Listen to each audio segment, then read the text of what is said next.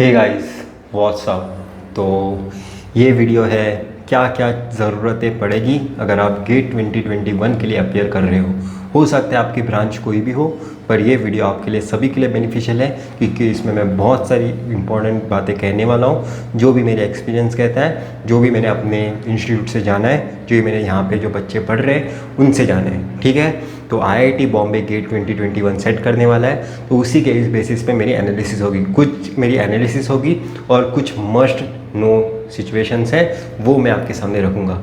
ठीक है, तो लास्ट का पार्ट स्पेसिफिकली इलेक्ट्रॉनिक्स के ब्रांच वालों के लिए होगा, उससे पहले का पूरा पार्ट सारे ब्रांचेस के लिए होगा।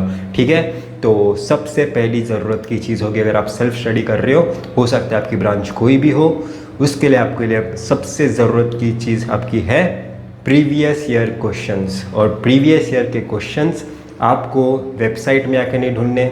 मुझे बहुत सारे लोग इंस्टाग्राम पे ये पूछते हैं कि ऐसी कौन सी एक फ्री वेबसाइट है या फिर ऐसा कोई एप्लीकेशन है जहाँ पे मुझे फ्रीली क्वेश्चंस अवेलेबल होंगे।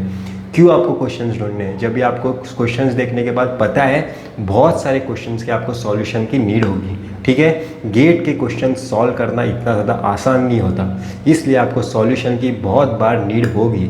और प्रीवियस ईयर की बुक खरीदने में कोई लॉस नहीं है, ये आपकी एक ऐसी इन्वेस्टमेंट है जो आपको हर एक एग्ज़ाम में यूज़ होगी। इसरो में यूज़ होगी, बार्क में यूज़ होगी, आईएएस के एग्ज़ाम्स में यूज़ होगी, और भी बहुत सारे पीएसयूज़ के एग्ज़ाम हो गए, आईआईटीज़ के रिटन टेस्ट हो गए, वहाँ पर भी आपको यूज़ होगी।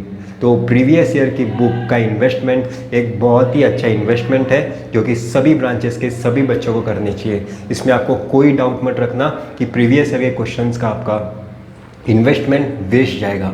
ठीक है, बहुत सारे क्लासेस हैं जो प्रीवियस ईयर के क्वेश्चंस की बुक्स बनाते हैं। एस एकेडमी हो गई, मेड इजी हो गई, ये प्राइम ब्रांचेस हैं जो प्रीवियस ईयर के बुक्स बना रहे हैं।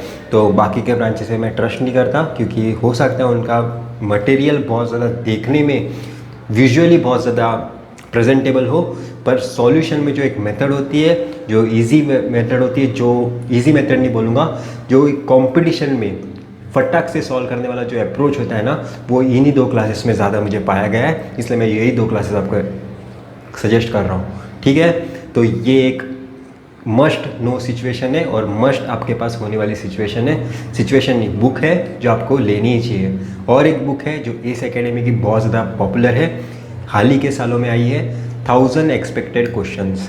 ये ऐसी बुक है जिसमें 1000 क्वेश्चंस होते हैं जो गेट 2021 में आने वाले हैं, ऐसे वो प्रेडिक्ट कर रहे हैं। तो वो प्रेडिक्शन वाले क्वेश्चंस हमारे लिए बहुत ज़्यादा इंपॉर्टेंस है। प्रीवियस ईयर के बाद अगर कुछ चीज़ बहुत ज़्यादा इंपॉर्टेंस है तो वो आती है 1000 एक्सपेक्टेड क्वेश्चन जो बनाती है एस। बिट्स एंड बाइट्स उस बुक का नाम है। वॉल्यूम 1 वॉल्यूम 2 दो बुक्स आते हैं, एक होता है वॉल्यूम 1, एक होता है वॉल्यूम 2।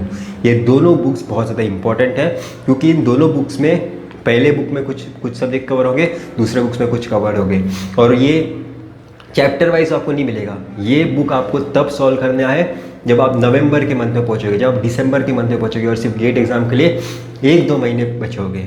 ठीक है, अब टेस्ट सीरीज़ कौन सी लेनी चाहिए। बहुत सारे लोगों को कन्फ्यूजन होता है कि टेस्ट सीरीज़ कौन सी लेनी चाहिए।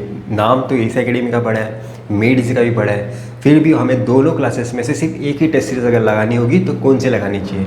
मेरा सजेशन दूंगा मैं, अगर आप चाहते हो कि आपको टफ सिचुएशन के लिए प्रिपेयर करना है, कॉन्सेप्चुअली बहुत ज़्यादा स्ट्रॉन्ग होना है किसी सब्जेक्ट में, किसी चीज़ में, तो आपको एस एकेडमी जगाने चाहिए। पर अगर आप चाहते हो कि आप लॉजिकली आप बहुत ज़्यादा स्ट्रॉन्ग होना चाहते हो, तो लॉजिकली मतलब पजल टाइप के क्वेश्चंस, मतलब बेसिक्स ही हो गए, किस क्वेश्चन का लेवल भी बहुत ज़्यादा बेसिक होगा पर वो इस तरीके से उलझाया हुआ होगा कि आपको उसे क्रैक करने में बहुत ज़्यादा डिफिकल्टी फेस होगी। ऐसे टाइप के क्वेश्चंस मेड इजी के क्वेश्चंस में टेस्ट सीरीज में पाए जाते हैं। और एस के क्वेश्चंस कैसे होते हैं, बहुत ज़्यादा कॉन्सेप्चुअल अगर सीखना है तो एस लगाओ, मेड इसी से सीखना है तो आप लॉजिकली ज़्यादा बढ़ोगे। एस एकेडमी की टेस्ट सीरीज़ में बहुत ज़्यादा प्रीफर करता हूँ क्योंकि उनकी टेस्ट सीरीज़ फटाक से ख़त्म नहीं होती, वो आईआईटी के रिटन टेस्ट में भी आपको आपकी हेल्प करेगी। आईआईटी के रिटन टेस्ट कैसे होंगे, पूरे के पूरे कॉन्सेप्शन, इसलिए एस एकेडमी की टेस्ट सीरीज़ भी ले लो, मेड इजी भी ले लो। पर अगर आपको एक ही टेस्ट सीरीज़ लेनी है और आपका फिक्स है कि आपको गेट में ही रैंक निकालना है, हो सक आपको सोचना ही नहीं है एमटेक के बारे में, आपको पीएसयू आपका गोल है, आप रैंक लेके ही आने वाले हो, तो सिर्फ मेड इजी प्रीफर कर सकते हो। ठीक है, तो ये था टेस्ट सीरीज़ के बारे में। अब मैं बात करता हूँ रिवीजन कितनी बार करनी चाहिए। रिवीजन रिवीजन बहुत बार करनी चाहिए, उसका कोई लिमिट नहीं है। वो डिपेंड करता है आपकी मेमोरी पे, अभी तक की आपकी आदतों पे। अगर आपको आदत है फटाक से भूलने की, तो आपको भूलने से पहले रिवाइज करनी चाहिए। ऐसा कोई लिमिट नहीं है कि 15 दिन के बाद करनी चाहिए, 10 दिन के बाद करनी चाहिए। रिवीजन पे मैं शायद से बहुत सारे वीडियोस और एक वीडियो बनाऊँ, बहुत सारे नहीं, एक और एक वीडियो बनाऊँ, उसमें प्रॉपरली मुझे सब्जेक्ट लिख के दिखाना होगा, जो मैंने अनअकैडमी में बनाया था। वापस से यहाँ पे भी एक बनाना होगा। पर इतना बात समझ लो, ऐसा कोई रूल नहीं होता कि सिर्फ एक बार रिवीजन करके हो जाएगा। ठीक है, रिवीजन अभी से करो। क्यों करो वो मैं आपको बताता हूँ। रिवीजन क्यों इंपॉर्टेंट है वो मैं इस वीडियो में आंसर कर सकता हूँ। रिवीजन करना इसलिए इम्पॉर्टेंट है अभी, क्योंकि अगर आप सब्जेक्ट प्रिपेयर कर दिए और आप 2-3 सब्जेक्ट और प्रिपेयर कर दिए और आपने पहले सब्जेक्ट को रिवाइज नहीं किया, और जिस दिन आप वापस से उस सब्जेक्ट को देखोगे ना बहुत महीनों के बाद, तो आप उसे रिवाइज नहीं करोगे, वापस ज़ीरो से प्रिपरेशन स्टार्ट करोगे, और ये बहुत ज़्यादा टाइम वेस्ट हो सकता है। अगर आपको लग रहा है रिवीजन टाइम वेस्टिंग है, रिवीजन टाइम वेस्टिंग नहीं है। एक सब्जेक्ट को वापस से ज़ीरो से प्रिपेयर करना बहुत ज़्यादा टाइम वेस्टिंग होता है।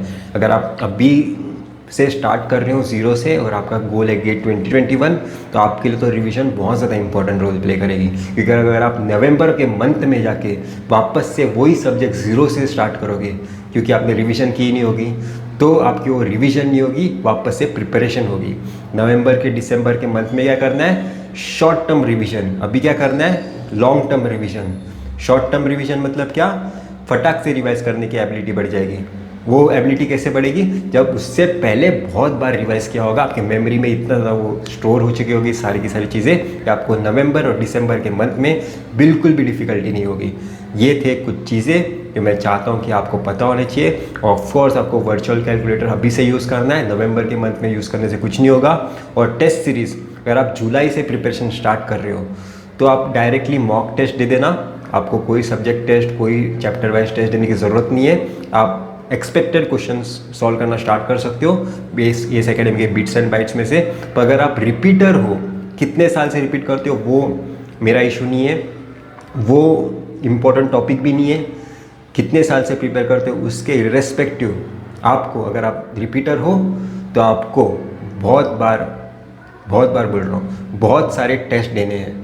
मैं ऐसा नहीं कहूँगा कि एक टेस्ट सीरीज में से सारे के सारे क्वेश्चन, सारे के सारे टेस्ट देने हैं। आपको उन सब्जेक्ट के टेस्ट तो देने ही है जिसमें आप वीक हो, क्योंकि अगर आप रिपीट कर रहे हो तो रिपीट करने का मेन रीज़न क्या होता है कि हमें वीक सब्जेक्ट को स्ट्रॉन्ग करना है। स्ट्रॉन्ग सब्जेक्ट आप भूलोगे नहीं, क्योंकि आप रिपीटर हो, आपको वीक सब्जेक्ट को भी स्ट्रॉन्ग करना होगा। तभी आपका जो आपने और एक साल इन्वेस्ट किया है उससे आपको कुछ तो आउटपुट निकल के आएगा। ये बहुत ही सिंपल चीज़ है जो मैंने आपको बताई है। ये करने में बहुत ज़्यादा हार्डवर्क चाहिए होगा और बहुत ज़्यादा कंसिस्टेंसी चाहिए होगी। कंसिस्टेंसी का मतलब ये नहीं होता कि हम हर दिन करेंगे 6 घंटे पढ़ाई। कंसिस्टेंसी का मतलब ये होता है कि एक मिनिमम थ्रेशोल्ड मैं सेट करूँगा एक दिन में। वो मिनिमम थ्रेशोल्ड हो सकता है 2 घंटे पढ़ाई करना। 2 घंटे के नीचे तो मैं कभी जाऊँगा ही नहीं। मैं 7 घंटे भी पढ़ सकता हूँ, 8 घंटे भी पढ़ सकता हूँ, पर 2 घंटे के नीचे मैं नहीं जाऊँगा।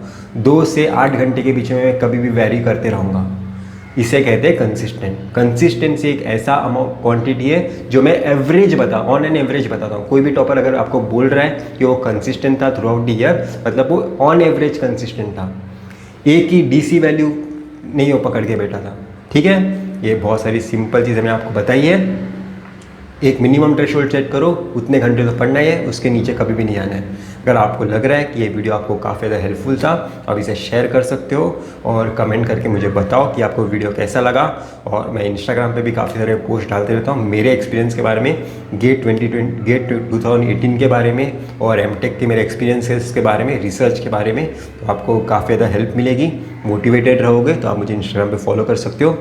कोई हार्म नहीं होगा, ठीक है, फ़ायदा ही होगा। बहुत सारे मैं बेनिफिट्स भी लेके आते रहता हूँ इंस्टाग्राम पे स्टोरीज़ पे, हो सकता है आपको उसका भी बेनिफिट मिले। ठीक है, तो इतना ही था इस वीडियो में। हम फिर मिलेंगे किसी वीडियो के साथ। Till then.